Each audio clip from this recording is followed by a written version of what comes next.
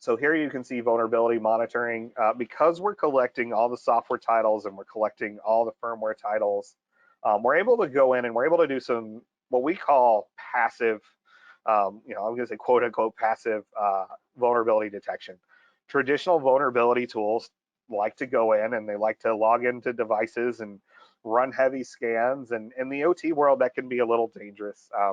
You're dealing with older systems. The other thing is a lot of those IT made for IT systems drop support for older devices. They also don't know how to talk to many of the OT endpoints out there, the PLCs, the IEDs, those types of devices, which we are. So we're collecting this data, we're bringing it back. And then what this allows us to do is this allows us to build a vulnerability profile for these devices. And the way this works is the system goes out and it collects its data, it does its job. I showed you how it copied the firmware into that software title screen. And then what happens is you export the software inventory. And what the software inventory export does is it just copies out,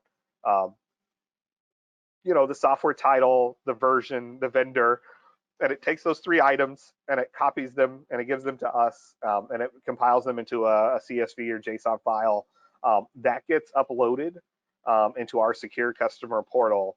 And then we'll take that on the back end and we process it. And what we're doing when we're processing is we're doing something very complicated, which is take a software name and vendor and version and converting into what's called a CPE.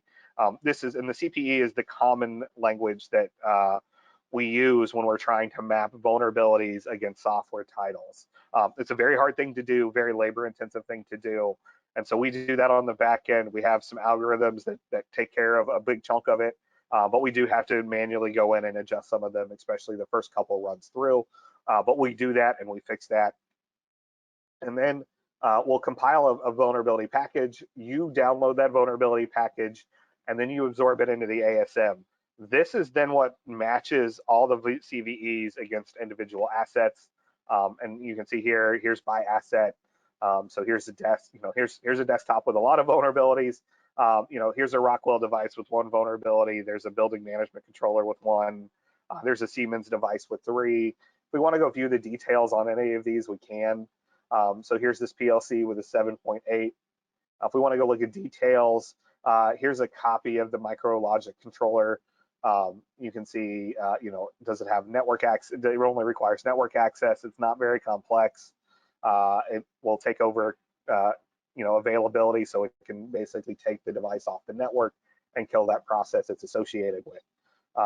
Here you can see what assets are associated with it, what application triggered it. So it's the version 5 of the 5 version of the firmware for that device. If there were patches available for it, it would be there. And here's an ICS cert alert. So we also let you know if the ICS cert alert. And then if you really wanted even more information, you could pop out to the original posting on the NVD.